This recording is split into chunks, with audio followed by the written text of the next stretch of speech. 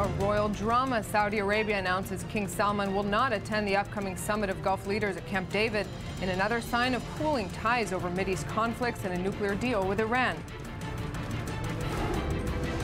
At the UN, the European Union launches a bid for armed action to curb the influx of migrants across the Mediterranean. The targets of the plan are the trafficking networks. And a historic visit to Cuba. French President François Hollande becomes the first Western leader to visit Cuba since a surprise move in December to normalize ties between Havana and Washington.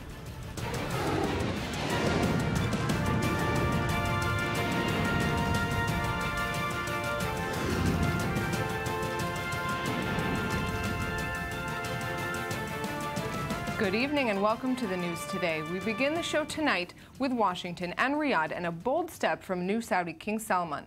He's refused an invitation to attend a major summit at Camp David on Thursday hosted by U.S. President Barack Obama. Obama invited a range of Gulf leaders to the summit, all of whom aren't pleased, to say the least, with nuclear negotiations with Iran, not to mention a host of other conflicts across the Middle East. We'll discuss, but first here's more from correspondent Shai Ben-Ari. It's shaping up to be a different kind of party than what some were hoping for. Two of the main invitees will not be showing up. The Kingdom of Saudi Arabia announced Monday that its ruler, King Salman bin Abdulaziz Al Saud, would not be attending a special summit to be held this Wednesday at Camp David, Maryland, between leaders of the Six-Nation Gulf Cooperation Council and U.S. President Barack Obama and his advisors. Instead, the Saudis are sending newly appointed Crown Prince Mohammed bin Nayef to head the delegation, which is seen as the most important in attendance. The Saudi embassy in Washington released a statement explaining the king's absence due to the timing of the summit, the scheduled humanitarian ceasefire in Yemen, and the opening of the King Salman Center for Humanitarian Aid. Interestingly, one American official was quoted saying the decision was not in response to any substantive issue.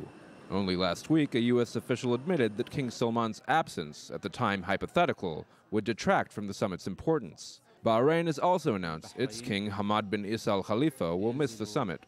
The decision to turn down such a prominent invitation is seen by many as a snub that serves to underline tensions that have arisen in recent years between the White House, Saudi Arabia, and other Gulf and Arab states, particularly over Iran. The Saudis and their allies are increasingly anxious over the Obama administration's de facto acceptance of Iran's growing stature as a regional power, with indirect cooperation between Washington and Tehran in the fight against IS in Iraq, as well as American attempts to curb the Saudi onslaught on Iran-backed Houthi rebels in Yemen. The thorniest issue, however, remains the prospective nuclear deal with the Islamic Republic, which may be officially signed at the end of June.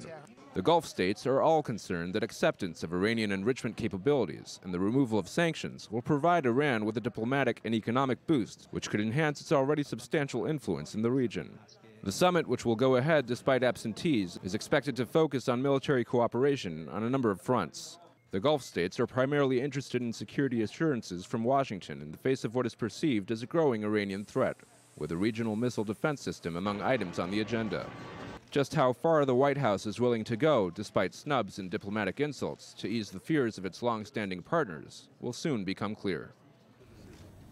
And joining me now in the studio is Mideast editor for Israel Public Radio, Eran Singer. Good evening. And also from New York, investigative journalist Martin Himmel. Martin, good evening. Good day. So I'm going to start here in the studio with you, Eran. This decision by the Saudi king, another sort of nail in the coffin, another sign that Gulf countries are taking the lead and deciding that the U.S. is no longer a reliable ally? Well, first, it does look as if the Saudis have something to say, a message to deliver to the Americans on the one hand. On the other hand, one should emphasize the fact that this summit, in Camp David, is a significant one, and the Saudis are not ignoring it. They're sending a very big and important delegation. It's going to include the Crown Prince Mohammed bin Nayef, the Minister of Defense, the Minister of Foreign Affairs, and some other very high-ranked officials coming from Saudi Arabia. But indeed, the fact that the Saudi ruler, the Saudi King Salman, has decided not to attend and not to meet President Obama, it does reflect a certain kind of, I wouldn't say hostility, but they are not welcoming what President Obama and his administration are doing with the Iranians, especially, and I'm not talking only about the nuclear program. I'm talking about the way that the Americans are now seeing the Iranian involvement in the region. In Syria, in Yemen. In Syria, in Iraq.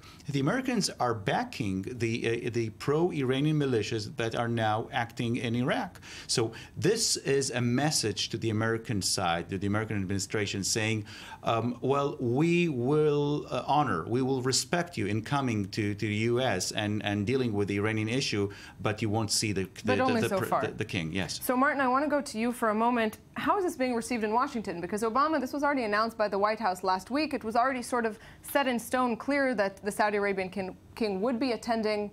Are they viewing this as a sort of symbolic glitch or a major blow?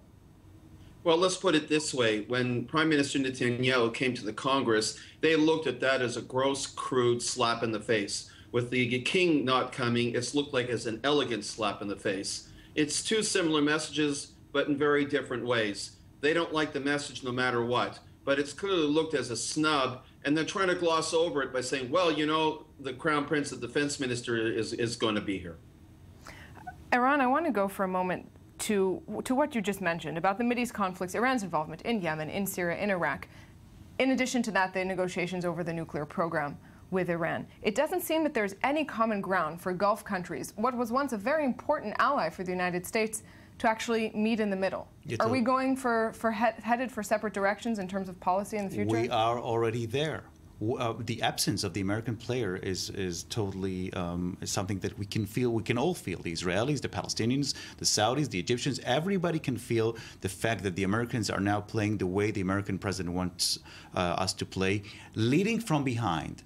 Leading from behind. This sentence was taken from Libya, and it's now being played also in Syria, in Iraq, and in Yemen. In other words, what the Saudis are saying is, with all due respect, we do support the fact, or we do respect the fact that the Americans are helping us, but if you don't help us in the most important issue, the Iranian nuclear program, there is no reason why we will keep on supporting you in your policy in the region. We've already seen these countries taking the lead, particularly Saudi Arabia with the Saudi-led coalition in Yemen. A sort of another sign that, okay, we will not rely on Washington, we're going to do something ourselves. How far are they going to take that fight themselves? I'll give you an example.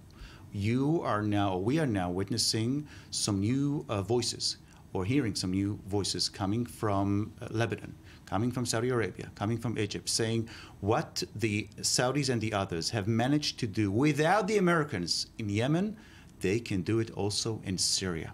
Maybe this is one of the reasons why the Saudi king is not willing to go right now to the U.S. There are some major developments going on in Syria right now, and with all due respect, I heard what the Saudis said. They gave an official explanation why the Saudi king is not going to the U.S. He's going to look after the humanitarian support for Yemen. With all, I respect the Saudi king, but this is not a reason not to go to the United States. Martin, looking at the Obama's policy overall, there's been a lot of talk, and we've discussed here a lot in the studio, how Washington seems to be betting on the Iranian horse, so to speak. Can Washington actually separate itself from Gulf countries? Is it willing to bet on the Iranian horse so much that, in fact, it will end its alliance with the Gulf? It will never get to the point of ending the alliance, but it could become a cold friendship. After all, the Saudi Arabians and the UAE states depend on American weaponry, American know-how, American computer technology, infrastructure. They also have a huge American naval base in Qatar. And Martin, if I'm not wrong, the Gulf countries are asking for more military aid from the United States. Absolutely. So they're never going to end their friendship. But it does show strain, and it does show displeasure, and it shows that it's going to limit Obama's maneuverability, not only with the Iranians, but also dealing with the Arab-Israeli conflict and many other issues. And he doesn't want that. He does want them on board. So it is a serious issue, and they're going to have to deal with it. Iran, just one last point. We're talking about the Camp David summit. A lot of times we see these sort of summits are largely symbolic, a lot of sort of press. Camp David is not really the same. And as you mentioned, this is a very important summit. What can we see, if anything, concrete to come out of this? Well, I think it all depends on the American side. The Americans will try to deliver what the Gulf states really want right now. They want the weapons and all the other measures in order to be able to confront Iran if a nuclear deal is done eventually. And the Americans are saying, we are going to give you ABC, so you, eventually, you will be relaxed and you will know that there is a way to prevent the Iranians from attacking you if, in the future, they will have nuclear weapons. Iran singer Martin Himmel, thanks very much for being with me, and we'll have more, I'm sure, later in this week when the Camp David summit happens. We're moving now to Israel, where Prime Minister Benjamin Netanyahu's new government has not been sworn in yet, but it's already facing fierce opposition. The objections today in Parliament center around the Premier's plans to enlarge the cabinet by adding more ministerial portfolios. That move has enraged his opponents. The News Today's diplomatic correspondent Eli Ochenberg has more.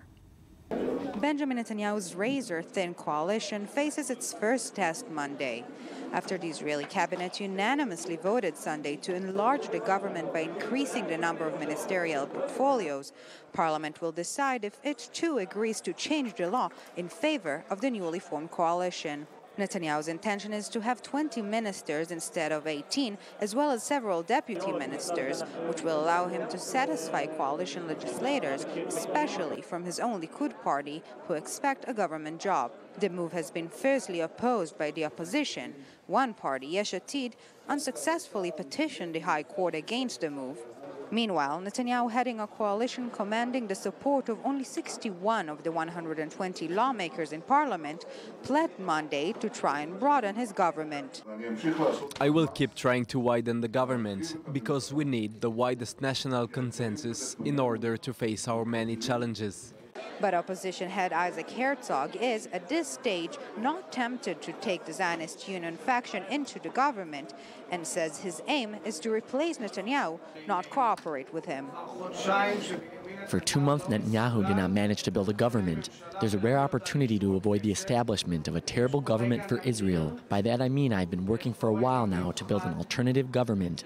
Make no mistakes, I mean a government I will lead. Other opposition parties are also opposed to Netanyahu's maneuvers. We're going to exhaust the prime minister. We're going to make his life like a nightmare, you know, to asking questions, to have a debate. I'm not sure if he's going to like this week. Netanyahu's new government has not even been sworn in yet. Meanwhile, it is facing a bumpy ride. And with me in the studio to look a bit closer at this political storm brewing in Jerusalem is Dov Lipman, former member of Israeli parliament of the Yesh Atid party, and Dr. Ra'anan Gisin, former senior advisor to the late Israeli Prime Minister Ariel Sharon. Gentlemen, thanks very much for being with me. Thank you, Vivi. Dov, I want to start with you. This change that we're talking about, maybe from inside Israel, inside parliament, seems reasonable. From outside, a sitting prime minister changing a law that is clearly to his benefit so that he can properly form a coalition. Should he be allowed to do this? So let's remember that we passed this law, and I was there to press the button for it in March 2014. After a year of serious work, it took time, effort, there was debate, and then we moved forward with a law saying we're going to reduce the size of a government. If there's a decision that's made that we want to rethink that, so there should be a similar process of analyzing and debate and discussion. Not, I'm stuck, I can't form a government or make my party happy without this, and within the course of a few days do this. That's not the way you deal with decisions of this kind. I want to go back in the studio for a moment, but let's stop for a moment to go into Jerusalem, where our correspondent Eli Ochenberg is standing by at Israeli Parliament. Eli, good evening. So update us now the status of the vote. Well, it was a very interesting day here today, as the sense of uncertainty ruled the halls of the Israeli parliament in Jerusalem. And as said today, Netanyahu's narrow coalition will face its first challenge, the discussions over Netanyahu's intention to expand the government, to expand the number of ministers have already started a few hours ago, and it's expected to continue for a couple more. And until the discussions will be over, until the actual vote, the all members of the coalitions were instructed to stay inside the parliament on hold to attend the vote, because, as you know, we're talking about one-seat majority, so really every single one of them counts. The discussions are expected to continue throughout Tuesday and Wednesday as well, so only by Wednesday Netanyahu will know if he can establish his wider coalition of about 20 ministers and several other deputy ministers, or will he have to satisfy with 18 ministers only. Either way, the actual swearing of the government will probably will take place only next week, so we will face another extension, but maybe it's not such a bad thing for parliament members to build up their appetite. Eli, this is the first gathering of parliament since Netanyahu announced he does have a government coalition. There's obviously been a lot of infighting there. How is the atmosphere there today? Well, we're located right outside of Netanyahu's office, and we could see people coming in and out all throughout the day, including, of course, the party leaders who joined him in the coalition. So there are a lot of scheming and planning behind the scenes, especially towards this very crucial vote that will take place later on tonight. And it kind of feels like a reunion. People see each other once again, and after all, even our great politicians are human, so it was a very interesting atmosphere here today. But again, we are facing a very important, crucial decision later on tonight that will deter what government will we face in the upcoming months or maybe years. And Eli, one word on the opposition. Isaac Herzog of the Zionist Union Party today speaking out in sort of a clearer way than he has done in the last couple of weeks. Yes, there have been talks about a possible collaboration between Netanyahu and Herzog, that Herzog and his Zionist Union Party will join Netanyahu's coalition, and then it will not be as narrow. But Herzog declared yet again very clearly earlier today that he has no intention to join Netanyahu, but he wants to replace him and establish his own alternative coalition. At the moment, it's not very realistic, but we'll, of course, have to see. But definitely the opposition is heating up as well. We see Herzog, Lapid, and even Lieberman with very meaningful statements, very harsh statements earlier today. So we definitely have things to look forward to, and we will, of course, update you throughout our edition tonight. Eli Ochenberg in Jerusalem, thanks very much for this. Ranan, looking for a moment staying with this vote in Parliament today, Netanyahu trying to change the structure of ministers. A lot of times we see leaders, if we're going to be cynical, doing things for their political benefit, which is what Dov Lippman suggests. Is this change good for Israel in any way, or is it good only for Netanyahu? It won't change good for Israel, but this is the reality. This is what he has to deal with. This is what he has to deal with. The problem with the government of 61 is that, on the one hand, it's constantly under the threat of falling apart.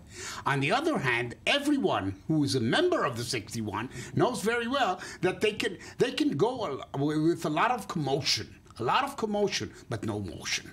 They can't go with motion, because with motion, it will fall. No one wants to be the first one to be accused of having the government fall down. So Netanyahu has no other choice? Netanyahu plays it very cleverly. I think in the terms of the politics of it, he's a master. He's a master, and he's using his members of the parliament, and they all want they want positions. When he can give them position, he'll give them position.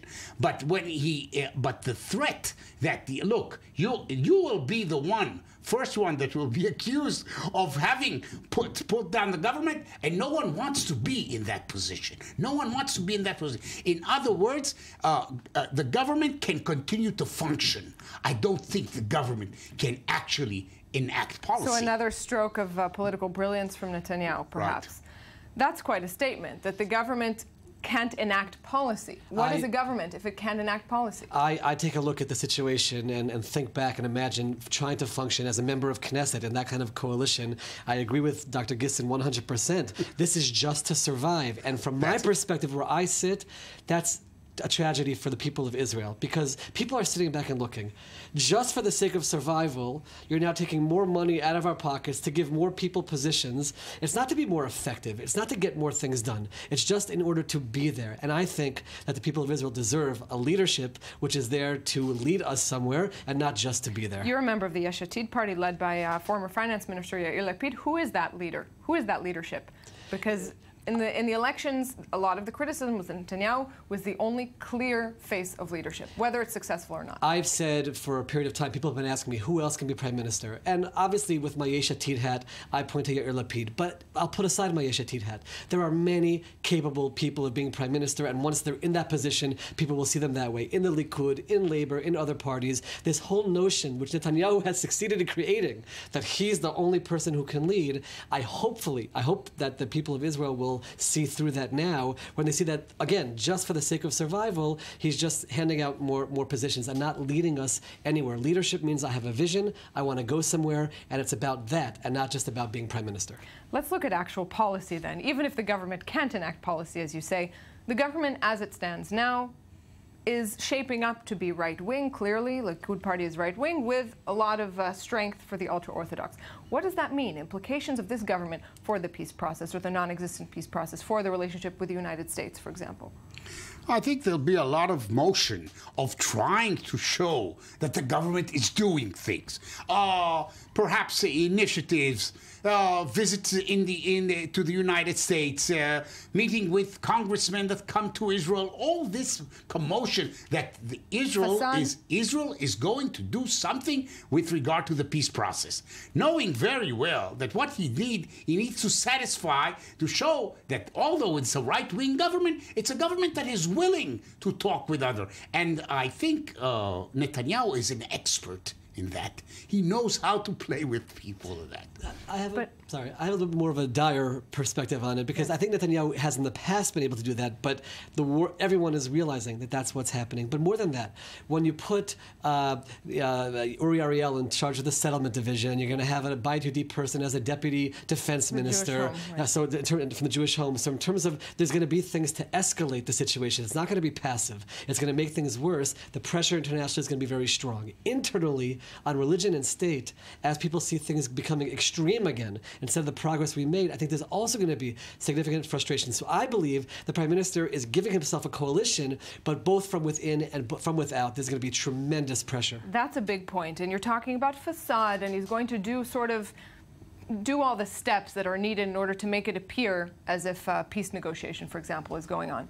But arguably, the relationship with Washington has come to a point that facade is not enough. Obama hit hard back at Netanyahu after his election statements. But for the time being, what he needs is to ensure the survival of his government. The minister should be satisfied. But what's next after the time being? After that, perhaps he's looking for the next step, which is a strategic step. A strategic step, he needs to increase the government. He needs to add to the government, maybe the Zionist movement. He needs to add Herzog to the government. But in order to do that, first of all, he wants to satisfy the people at home. They should be quiet with everybody. And he throws them little pieces and bits of what, give them a position, give them a ministership. But at the same time, quietly, behind the scene, continuously, I would say, quiet negotiations with Herzog. So let's end on this point with Herzog. Let's remind our viewers, head of the Zionist Union, who has said very clearly in the past he will not be part of the government. He said it again today. He's gotten criticism for, if you dare to do that, his party won't be happy. Could we see it happen? I think we could see it happen. I think that Netanyahu saved the foreign ministry for that purpose. I believe that Herzog will use the excuse of, I'm coming in to save the situation. Right now I'm saying no, but the situation will get so bad with the United States, with the UN, etc. Now I'll come in and save it. Because I am hearing, and I've been in the Knesset almost every day the last few weeks, that there is some part of the DNA in the Labor Party of people wanting to be in. They do want to be involved, and they've been out for too long. What about Tzipi Livni, former Justice Minister, because she's part of the Zionist Union, and that's no longer really a package deal? You could absolutely see a split there. That could be one way to do it, but as the Prime Minister would absolutely rather have Herzog in and Bennett out, with the Jewish Home Party out, than the situation he has now. He doesn't want to have a situation where all these smaller parties can pull out and bring down the government. From what I'm seeing, I think that's down the road for us for sure. Raanan, a sort of final statement. Any optimistic points to look at this point with this government? First of all, once he satisfies all those members of his party, and you can satisfy them that they know that there's not much that they can get for them. He can satisfy. Then he can do quietly start the negotiations to increase the government, to make this a government of national unity. Look, this is his last the last term. Are you sure? I think so. I'm not so sure of that. I think even but if it may not. He wants, I think he's looking now towards history. He wants to do something. He hasn't done yet anything historically for Israel. And now there is an opportunity to do it. But for that, he needs a government of national unity. It'll be very interesting to take a look back maybe 2 years from now, maybe with this government, maybe not, see if any historical achievements have been achieved. For now, Raanan Gissin, Dov Lippman, thank you very much for being with me. I'm sure we'll hear more of this. Thank you. Moving now to France and to Cuba. French President François Hollande is on a historic visit to Cuba, where he's already promised to do all he can to ensure that the economic embargo on the isolated communist country will be lifted. I-24 News correspondent Shai Ben-Ari has the details. A historic visit to a country long shunned, now slowly being allowed back into the community of nations. François Hollande became the first French head of state to visit Cuba, arriving Sunday evening. Ladies and gentlemen, I arrived here in Cuba this evening with a lot of excitement, as this is the first time the President of the Republic of France is visiting Cuba. It's also symbolic to be the first Western president to participate in the opening of Cuba to the world. It is not only goodwill at play here. Mutual economic interests are also at the heart of the matter. Hollande is accompanied by executives of a number of French companies, among them Air France, Accor, and Pernod Ricard.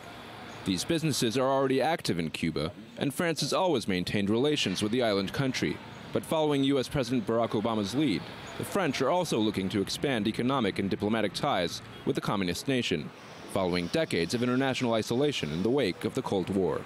On Monday, President Hollande added he would do all in his power to repeal the, quote, measures that have so badly harmed Cuba's development, in effect calling for a complete removal of the U.S. embargo. There is a respect for independence, for the aspirations of people in light of the transformations around the world. And today, this carries a special significance after what President Barack Obama has finally decided. France, along with Europe, will accompany this process. Hollande spoke on Monday to university students in Havana and is also expected to meet Cuban President Raul Castro during his visit. Hollande has promised to address the controversial human rights issue as well. The winds of change, it seems, are finally blowing in the heart of the Caribbean. And we're going out for a 2-minute break. When we're back, much more news, including Europe's internal debate over migrant policies, with the EU today at the UN Security Council pushing for a new policy that involves military force. We'll have more. Stay with us. 2 minutes, and we'll be back.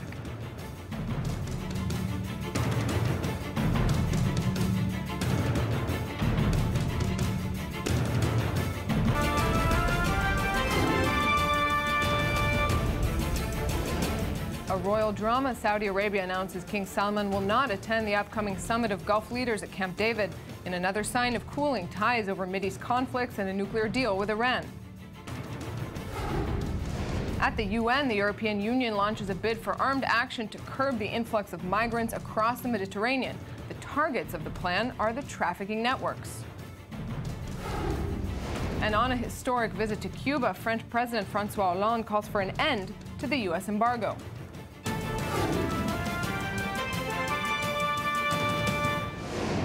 Welcome back to the news today. We go now to Europe, where the internal debate continues over migrant policies. Today, the bloc's foreign affairs chief, Federica Mogherini, called on the UN Security Council to approve military action against the traffickers, adding that 3 out of 4 migrants who have tried to cross the Mediterranean in 2014 have died trying to do it.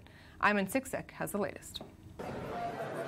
The European Union is advancing plans to stage military attacks in a bid to prevent migrants from traversing the Mediterranean Sea from Libya. Federica Mogherini, the EU's chief foreign and security policy coordinator, briefed the UN Security Council in New York on Monday on the plans for a resolution authorizing the use of force. It is not only a humanitarian emergency, but also a security crisis, since smuggling networks are linked to, and in some cases finance, terrorist activities, which contributes to instability in a region that is already unstable enough. On Wednesday, the European Union's executive body will unveil radical new proposals on immigration, forcing its 28 member countries to share responsibility for refugees arriving across the Mediterranean. According to the plan, the number of refugees sent to each country would be decided according to a redistribution key based on GDP, population size, unemployment rate, and a past number of asylum seekers. But the plan, supported by Germany, is a divisive one and likely to be resisted by the new conservative UK government. Britain's Home Office said the plans were unacceptable and that efforts should focus on stopping people traffickers. More than 200,000 migrants fleeing conflict or poverty from countries such as Syria, Eritrea, Nigeria, and Somalia are estimated to have crossed the Mediterranean last year, with thousands dying or declared missing, making the journey. And joining me from London is Gary Van Gulik, Deputy Director for Europe at Amnesty International. Gary, good evening. Thanks for being with me. Evening. Thank you. So if we're talking about what the EU is trying to do now, targeting traffickers to try to begin to resolve this problem, is it a good policy in your view? Well, here's the key thing that we need to keep in mind. To stop the traffickers does not mean to stop the need for protection for asylum seekers and refugees, right? So this is a piece of the puzzle. It's important that we stop traffickers, but there are many smugglers as well along the route that are actually providing a service, albeit badly. And we need to be very careful about who we're blocking into the country. For example, by ending a route that's the only route available to migrants and refugees from Libya. And ultimately, how can we actually prevent this from happening in the first place? And that's longer term, and it doesn't stop by bombing boats. Before we get to the longer term, on this point, how practically speaking, in terms of policy, since this is an urgent crisis that's been going on for some time, how do you begin to stop those smugglers and those traffickers? Well, the way we see it is the most urgent need was to make sure that those people who do end up on these boats are saved. So that's number one. We're seeing progress in that field, which is definitely welcomed and important. But to end traffickers and sort of the abuse of the system, if you will, the abuse of the fact that there are no other legal routes, there has to be law enforcement. And to do that, you cannot go beyond the initial measures, such as making sure that whenever you pick up a boat, you actually pick up those traffickers as well, and perhaps prosecute people who have committed crimes, and many of them have.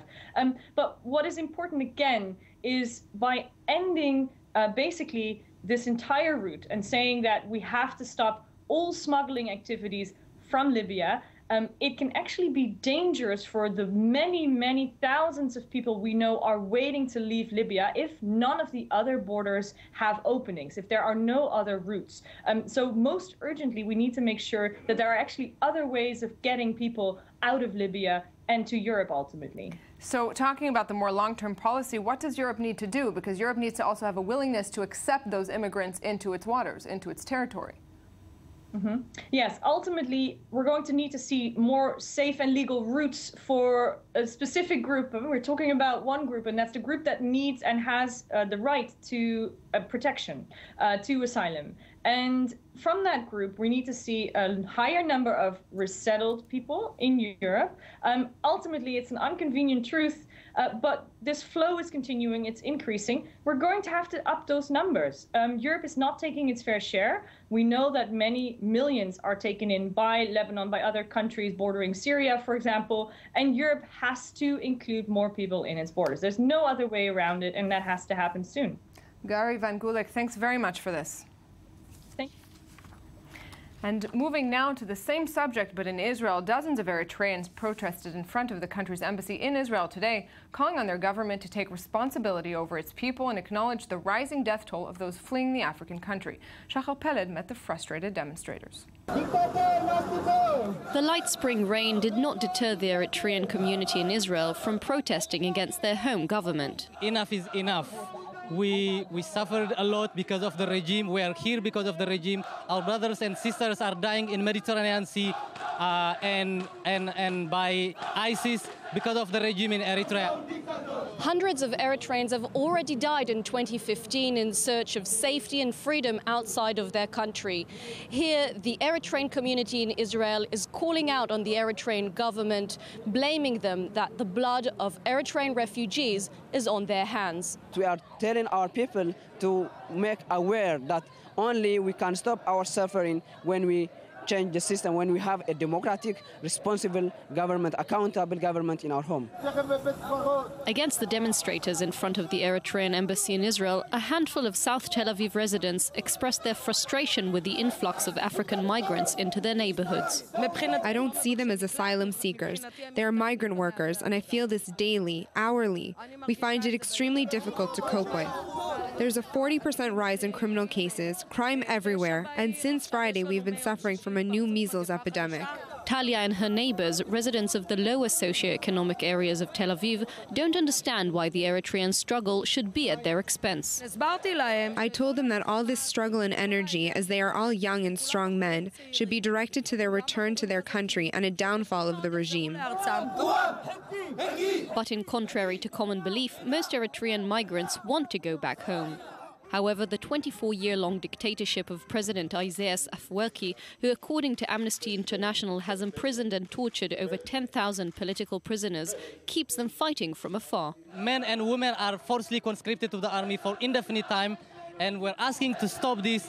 There was no election since 1991, and we're asking the Eritrean government to change the human rights situation in Eritrea, to stop killing, to stop imprisoning Eritreans. After witnessing their brothers and sisters drown in the Mediterranean Sea and killed by IS in Libya, these young Eritrean leaders want to make history for their people and call out for humanity to trump politics. And with me in the studio is one of the protest organizers, Dawit Damoz. Good evening. Thanks very much for being with me. So tell me a little bit about this protest. Why now? This problem has obviously been going on for a very long time. Europe does seem to be waking up very late. Why now for here? So, well, first of all, it's not our first time that we are demonstrating against the Eritrean regime, but now, as we heard from the thousands of Africans who died and other refugees who died in Mediterranean Sea, 350 of them are Eritreans, according to the UNHCR report, and few people who are killed by ISIS are also Eritreans. So today we demonstrate to call to the Eritrean regime to take responsibility of all this death because of all these reasons or all these problems are because of the Eritrean regime. Eritreans, we couldn't live. Right, describe a little bit of exactly on this point of the situation Eritreans are trying to escape. So Eritreans, first of all, Eritrea, since we got our independence, there is no any freedom of humanity in Eritrea. Eritreans are forced to go to the army for indefinite. There is a mass arrest with no reason, with false occasions.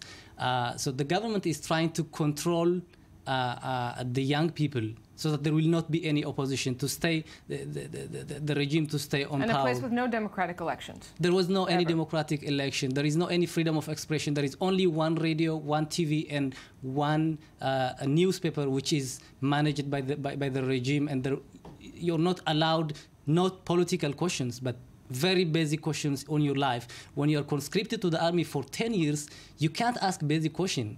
Why am conscripted here, and until when will I will be here? And this is a crime according to the Eritrean So as regime. A protest organizer, what are sort of the top things that you would like to see your government do? So all what we want is to change, to make a political reform, to let Eritreans live in Eritrea freely, to let them express their opinions, to change the political situation in Eritrea, and this is the basic, and to take responsibility. So we hear now all the problems we saw in South Africa, we saw in Yemen and everywhere, and all the countries were taking responsibility of their citizens and rescuing them, but no one came for Eritreans to rescue. A few moments ago, we just spoke to Amnesty International on the overall problem of migrants, with Europe now struggling to find a solution. What do you think Europe needs to do if we're talking about responsibility? What's their responsibility? So first of all, it's their responsibility to not support the Eritrean regime, to stop cooperating with the dictatorial regime in Eritrea. This is the first responsibility, according to my perspective, that they need to do. And the second thing that they need to do is, these people who are trying to go to Europe are coming from the refugee camps in neighboring Eritrea, in refugee camps in Ethiopia and Sudan, and there is no any good situation for these refugees. They can't stay there. It's a very hard situation, and they're trying to find better life than that. And if first of all, they have to differentiate between politics and humanity. They have to put humanity before politics. On this note, to differentiate between politics and humanity, it's an important point and no easy task. Dawit Damos, thank you very much for being with me. Moving now to Poland, Sunday was the first round of presidential elections in Poland, and in a surprising turn of events, the conservative opposition party came in first by a narrow margin, forcing a runoff at the end of the month. Mirav Severe has more. Polish opposition leader Andrzej Duda shocked everyone in Sunday's elections, coming in about 2 points ahead of his opponent, President Bronisław Komorowski, in exit polls, even after opinion polls forecast a comfortable lead for the incumbent. But even so, latest tallies show neither candidate gained the 50% needed for an outright win, which would force a runoff election on May 24th. And both candidates seem confident ahead of their next round. We should not have any illusions. We have a lot of work and a tough road ahead of us, but we also have victory ahead of us. I am sure of it. It's only an opening. We need victory. We have to work at this victory, because I don't think you can achieve something in life without having worked hard for it.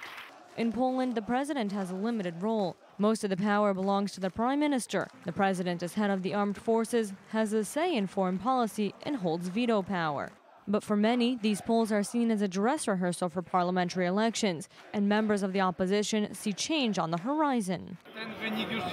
Today's results already show there will be big changes. After the parliamentary vote, the Law and Justice Party will be in power, maybe with a coalition partner. Everything indicates that by autumn, the right will govern the country.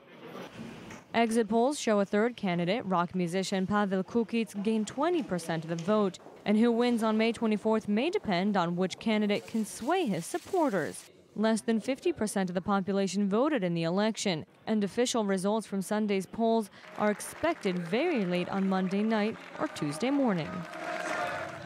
A familiar debate over security versus privacy hit France over the last few weeks. In the wake of terror attacks in Paris this past January, France began a process that has ended with vastly expanded government power of surveillance. With me in the studio is Alain Juillet. In a long career, he's held a number of positions in the French Ministry of Defense, including as Information Director at the General Directorate of External Security. Mr. Juillet, thanks very much for being with me. Good morning. I want to begin with surveillance and what I just mentioned in France. After NSA revelations in the United States, there was a lot of criticism in Europe about the quantity of NSA surveillance in the United States. Now it seems France is going in the same direction. Has France turned a page in surveillance in the name of security? Yes, on one side it's true. You know, when United States have created the Patriot Act, you know, this law was viewed by Europeans as very tough, you know, and too much against privacy and liberty. But at that time, the French and as all the other Europeans were not conceiving the reality of the terrorism. And because, you know, in our countries, we have always reacted on a different way, thinking that, you know, that a part of the story, terrorism, we have known terrorism in Europe, in France. So is January a wake-up call? Yeah, exactly. So after all what we suffered in the past, everybody was I can't say quite, but the attack of January attack have fully changed mentality of the French people. And we have seen a big event some days after with more than 1 million French, in the streets saying that's enough, you have to stop it. And therefore now, the politicians have decided to create and to vote a law which is, I will say, in the middle between the Patriot Act and what we were before. And being in the middle, I think it's quite good for us. It's very good. In the Congress, at the same time in the U.S., there's sort of a movement against it. Now it was just ruled illegal, the NSA's collection of phone records. Is it effective, do you believe, this kind of broad surveillance, sort of gathering as much information about citizens as possible? Is it effective and actually in its goal in stopping terror? Well, let's say, first of all, I think we have to say that the growth of cyberspace, the use of digital tools have changed the name of the game. Right. It's not the same as before. We have more and more system tools. I'll say which are eating, I would say, a little bit on our privacy. Now, so there is no way to escape. It's easier, essentially, for governments to carry out surveillance? Absolutely. Government have to look at it, to decide, to see the reality, and after, to include this reality in their laws,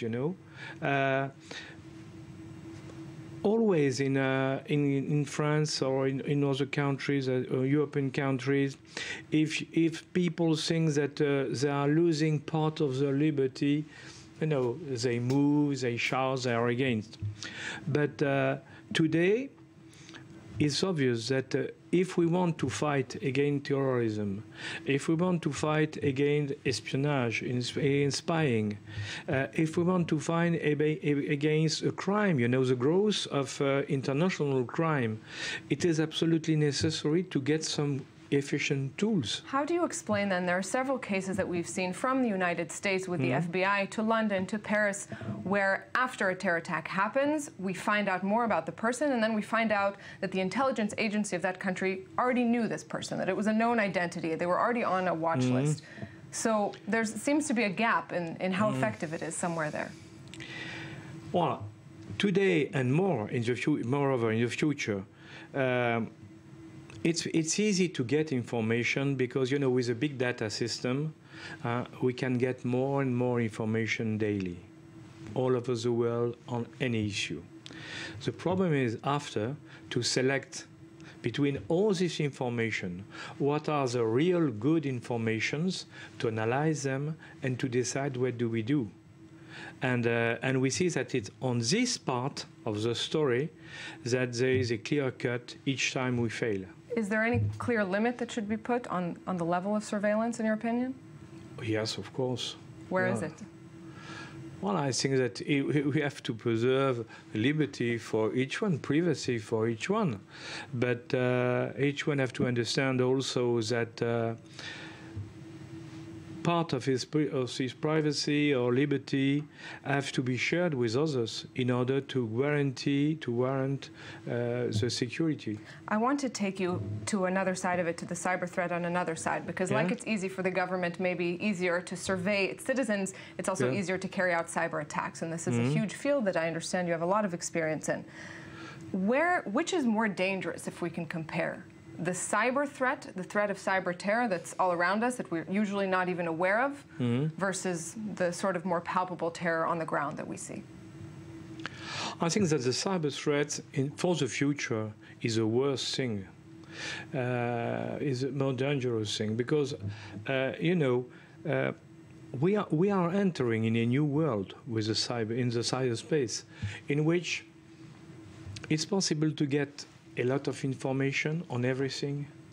With the interconnectivities of, for the future, everything will be connected. Your car, your home, everything will be. So the difficulty would be for us to cut between what is private and what is interesting for the state.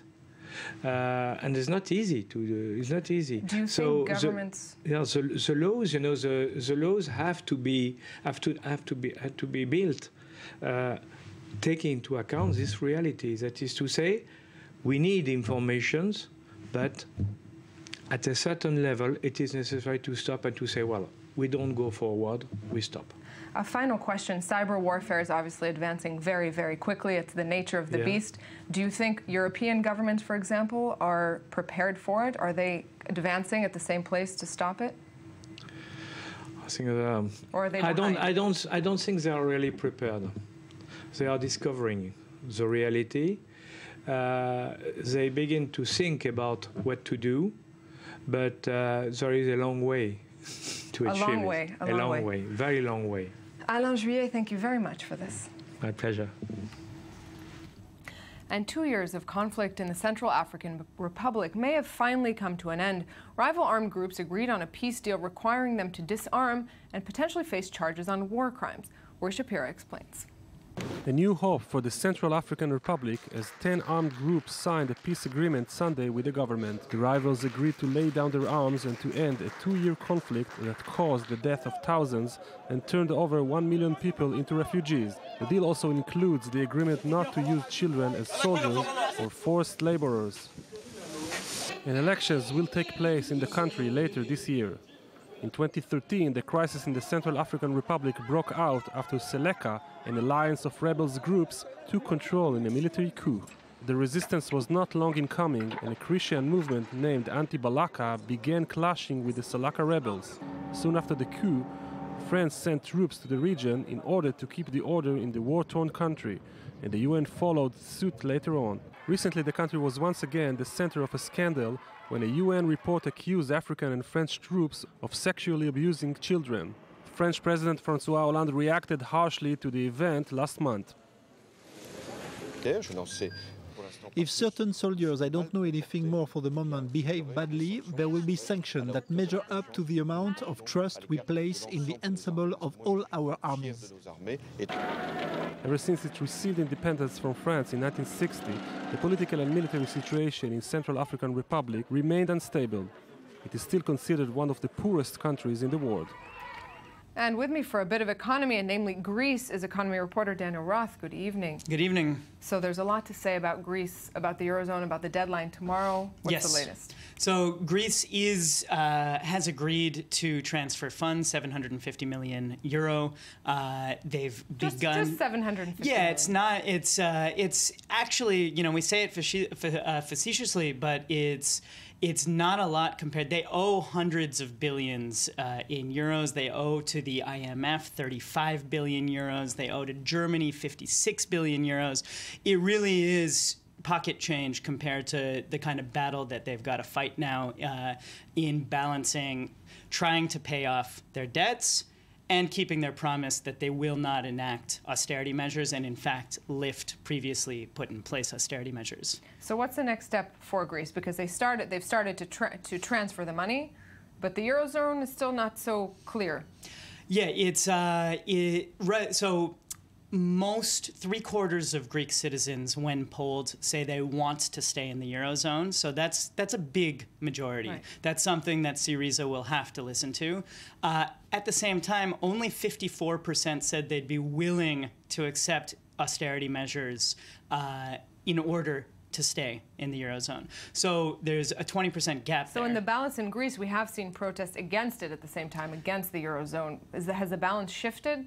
It's a big question. Right now, Syriza's walking this tightrope, trying to manage, and they're actually doing quite a good job of managing this, slowly dealing with each debt deadline as it comes, keeping the populace up to date with what's going on, and maybe even asking for a referendum to take place, which Germany, by the way, has said, you know what, you owe us 56 billion euro. But it's okay. Why don't you see what your people say? So a big question in a little time. Greece maybe want to be part of the Eurozone. Does the Eurozone want Greece? This is a big question. I think kicking Greece out would cause some instability, and I think the Eurozone knows it, and I think Greece knows it, and the entire region knows it. It's trying to avoid ending up there. Absolutely. Daniel Roth, thanks very much for this. Thanks. Going to something a little bit lighter, no debt troubles on the French Riviera. Final preps are underway as the Cannes Film Festival is about to kick off. Beyond the big-name guests and films, it's a time when the small town is a big target for thieves looking to cash in. Here's ABC's Hamish McDonald. Tonight on the French Riviera, authorities searching for 4 notorious jewel thieves just as the big stars are about to hit town. The world-famous Cannes Film Festival means big money and makes it a big target. A huge but discreet security detail is being deployed in this country still reeling from January's terrorist attacks in Paris. And here in Cannes, the Cartier store is exceptionally closed, says the sign in the shop front, after thieves got away with $20 million worth just this week. The first of these robbers smashed into the shop front, carrying a pistol and wearing an old man face mask. He let in 2 accomplices while another stood guard out here. Just across the road in 2013, one of the richest heists in history. Watch as this thief enters the Carlton Hotel in broad daylight, escaping with $143 million worth. As Cannes gears up for this festival, jewelers and fashion designers ship in their most valuable pieces to dress the celebrities when they hit the red carpet. Police and security details are now on the lookout for those criminal gangs who may be gearing up too. Hamish McDonald, ABC News, Cannes. And we're going out for 10 minutes for an update from the news desk. When we're back, sports and more economy, but of the radical kind. Stay with us, 10 minutes, and we're back with more of the news today.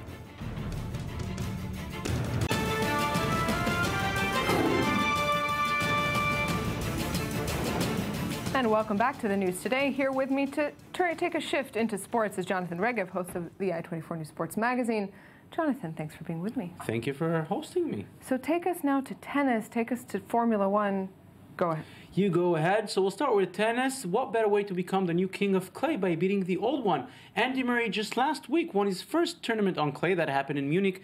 This time he won the Madrid Masters.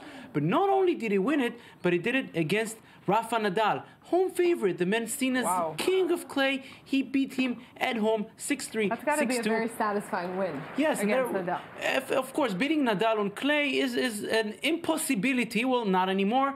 Andy Murray just won it. He took the Madrid Open. He won the tournament against Rafa Nadal, against his home crowd. And with Roland Garros just around the corner, Andy Murray now puts himself in a position as one of the favorites to win the biggest tournament there is on clay. Very, very, very interesting will be to see him over there in Paris. So a lot of successes for Scotland recently. Yes, with a Scottish party. Yeah, maybe that's part of it. Yeah. Absolutely. How about Formula? Yeah, Formula E. We're speaking about the nephew of Ayrton Senna, the late Ayrton Senna, who died in a car accident. And there we see him. We see his car crashing down, and eventually Bruno Senna, he escaped unharmed. The question is, why are those family relatives wheels fly off? Yeah, and what I'm asking, why are the relatives of people who died in Formula crashes go into Formula? I had no idea anybody related to Senna is in Formula E or. So this is his nephew. After that kind of trauma. And by the way, the father of Bruno Senna also died in a motorcycle accident, not on the track. What are you doing? Why don't you take the bus? I'm sorry for being a bit cynical. Accounting. Yeah, finance. I agree. Be a lawyer. Yes, find something else. Safe. Okay. Well, but apparently it's just too much. Hopefully that'll be the last of the accidents for the Senna family. I hope so. And if you think I cannot go bizarrer, can you say bizarrer? Well, no, but you can. Why not? But yeah, we will. I will take it one step further and show you the World Championship in paper airplanes. Oh, wow. And this is the world champion. His name is it's Vasilin Ivanov from Bulgaria. His plane was flying. How do you get into this? Apparently, I don't know if to call it a sport or what to call it, but how do you get into that? Apparently, there were 46,000 people wishing to come in, and only 200 can. And this is Vasilin Ivanov with a winning throw. I don't even know how to call it. This is like all of the kids who in school, they were the best at disturbing the teacher by throwing the paper airplane. Pretty much. And then the paper remained on air for 15 long seconds. He won it. Congratulations. All right, well, congratulations to him. That's great. And, well, thanks very much, Jonathan, for these, but I think you also have something else on Bayern Munich, right? Bayern Munich, they won the German championship a few weeks ago. We thought everything goes great. They also made it to the German League semifinal, Champions League semifinal. Apparently something went wrong in the past few weeks. There's Michael Friedman with the story.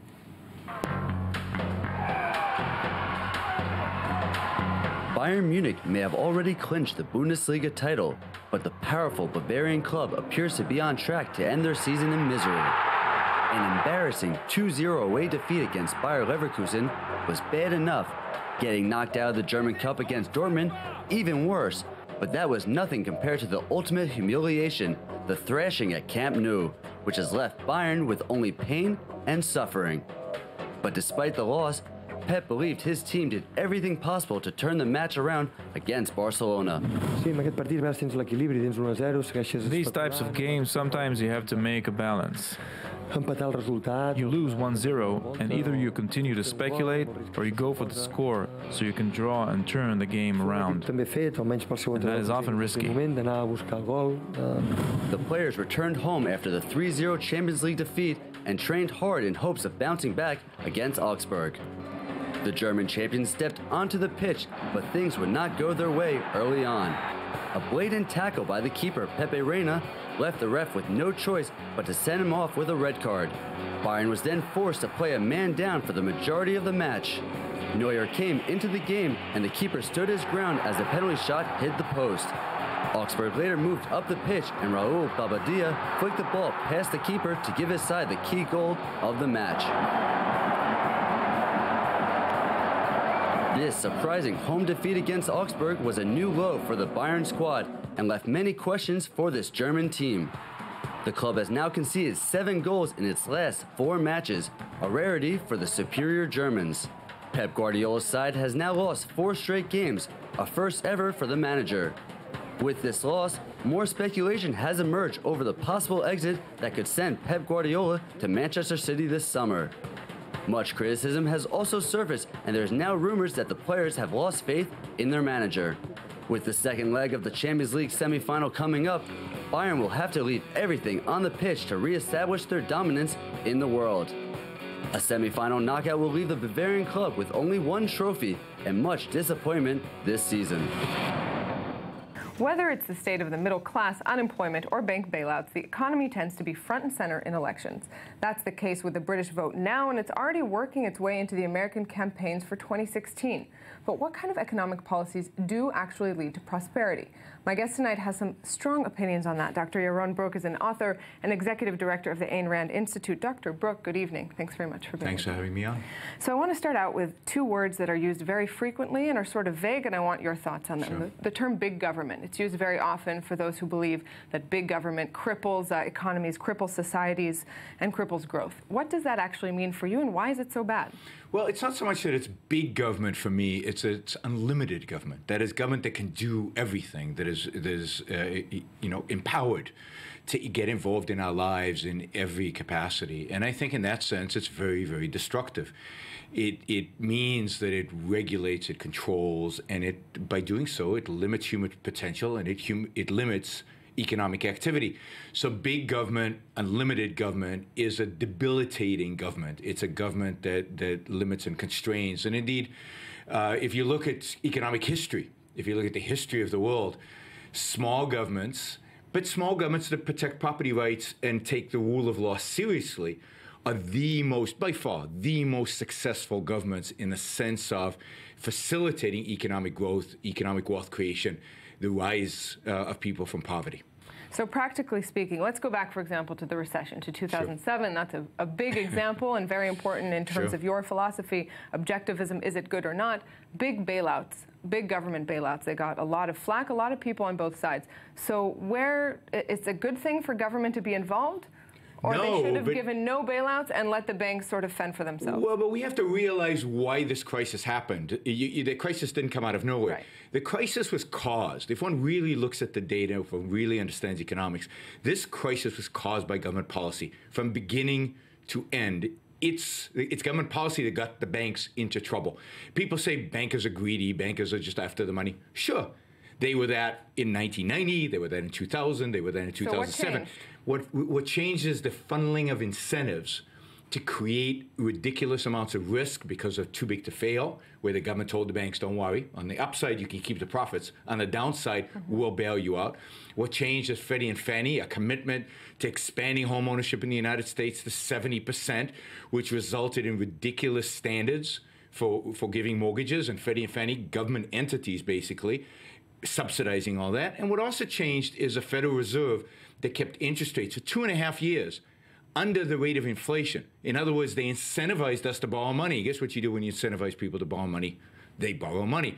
And so all the key factors that had to do with creating this crisis were government caused. And then, of course, the government got even more involved by bailing them out, by bailing the banks out. So the bailout, at that point, they should have stopped the involvement and not bailed out. Well, it's tricky. You'd have to make an assumption about, how damaging the collapse of these banks would be, given that you caused it, right? The government caused it. I would say this, and maybe this is too much detail, but I'd say that in March of 2008, if they'd let Bear Stearns fail, if they let them go bankrupt, then all the other banks would have turned around and said, oh my God, this is happening. They would have changed their behavior, and the disaster that happened in the fall of 2008, where the markets locked up, where they felt they had to bail out Lehman, they had to bail out AIG, would have never happened. So yes, I think they should have let the banks fail. They should have let the market correct. They shouldn't have printed money like crazy. Yeah, markets are beautiful things. They self-correct very quickly. What the government does is it interrupts, it interferes with that self-correcting mechanism. Let's take it to the individual, because there's also the issue of the entitlement state. And when we're talking about also Ayn Rand's philosophies, for that matter, and of the Institute, sort of this let the individual fend for himself. Where do you stand? How far does that go in letting, it goes all the way. The rich get richer and the poor get poorer on their own, for example. It goes all the way. It says that the government has no right to take money from one person and give it to another person. It has no right to force doctors to treat people that they don't want to treat for whatever reason. That means Social Security. It means also? there should be no welfare. It means that Social Security should be phased out. Now, I believe strongly that welfare hurts the poor. That when you give people a check and tell them, don't worry, we're taking care of you, it destroys their motivation to go and work. It destroys their motivation to come out of poverty. It denies them the pride that comes from working for a living, from taking care of themselves, and it destroys their life. It institutionalizes them into poverty. Social Security reduces the incentive in the United States to save, which has negative economic consequences, but also negative social consequences. Let's take a look, though. If we're talking about welfare and Social Security, for example, of course, there's definitely a fair point, and it makes sense to say that you need to sort of incentivize people to fend for themselves, so to speak. At the same time, what causes people to go into poverty or to need welfare or to need Social Security is a host of factors. It can be anywhere from, racism to handicap. So on one hand, maybe a good thing. On the other hand, what do you say to those who cannot earn enough to make a living, not now and not in their future? So I would argue that the history of capitalism, the history of free markets, suggests that free markets creates more jobs than there are people. This is true in 19th century America. It's true even today in Hong Kong. People emigrate into countries like this, and they all find jobs. So the number of people who really can't find work, right, who really are completely incapable of making a living in such an economy is a minute number. And we could take care of those people. We could take care of those people voluntarily, through charity, through all kinds of market mechanisms that existed in the United States in the 19th century. Nobody died in America on the streets in the 19th century, or almost nobody died. Somebody will come up with one, right? Because there was charity, there was mutual aid societies. You could buy insurance against poverty. You could actually literally, there were insurance companies that insured you against poverty. You could buy unemployment insurance. For the millions who live in poverty and can't support themselves after a certain age, charity will be enough, you think? Yes, by far it would be enough. But I would say more than that. The reason there's so much poverty today is because of the lack of economic activity. The fact is, in the West, generally in the West, there's almost no economic growth. Economic growth has halted, and I would argue that that economic growth has halted because of government intervention, because of regulation, because of redistribution of wealth, and because of bad incentives. If we freed up all the juices, the productive juices that exist in Western countries, but not just in the West, of course, all over the world, there'd be plenty of jobs. And those jobs would pay more because we'd free up a huge amount of capital, which would raise productivity and raise everybody's standard of living. Again, this is what history suggests happened. What we are doing and what governments are doing is counter to all the historical and the economic evidence. So I want to take you, though I have many more questions about the economic side, I want to take you to the foreign affairs side, because your philosophy also carries into that, into, for example, the United States' action in its foreign policy and its action specifically towards Islamic fundamentalism. What is the U.S. doing wrong in its fight against Islamic fundamentalism? Well, it's doing everything wrong, in my view. One, it won't actually say that it's fighting Islamic fundamentalism, right? We're fighting terrorism. We're fighting Obama's term is extremism, which is ridiculous. You can't fight an enemy you're afraid, literally afraid, to name. You know, we don't even, at this point, are not even willing to name the people who tried just a week ago to attack a free speech event. We won't even name them with the term Islam. So you can't find an enemy you're afraid to name. But then, once we name the enemy, we've got to identify the source of the problem. And the source of the problem is not ISIS, it's not Al-Qaeda. These are consequences. The ideology, the money, the arms, all comes basically from two countries, and that's it. It comes from Iran on the Shiite side and Saudi Arabia on the Sunni side, and often the Sunni and the Shiite work together, and in terms as of we see with involvement, Hamas. when we're talking about on the economic side, there should be less involvement. On the foreign affairs side, to fight this, is that also the case? Less government involvement? No, less I think this is the one job of government. The one job of government is to defend us, is to protect us. So America needs to be a lot more aggressive in protecting our lives as American citizens. It needs to back away from economics, and it needs to be much more aggressive when there's a real threat. I don't think American troops should be all over Africa. I don't think American troops need to be in South Korea. They don't even need to be in Europe. How do you define what's the threat? What's a real threat? Between all of the threats existing today, there's no shortage of them. No, actually, in terms of a military threat to the United States, there's only one. It's not a big threat, in my view, if America took it seriously. The one threat that America faces comes from Islamic totalitarians. Russia is not interested in threatening the United States right now, and neither is the rest of Asia. So that's the one issue they should be dealing with. On that note, with the one threat that we'll keep in mind, Dr. Yaron Brook, very interesting. Thanks very much. And for whoever is interested, read Ayn Rand's Atlas Shrugged. Thanks very much for this. And thanks to our viewers for being with us. That's it for us for tonight. Tomorrow we'll be here at the same place, same time in the Jaffa Port. Have a great night.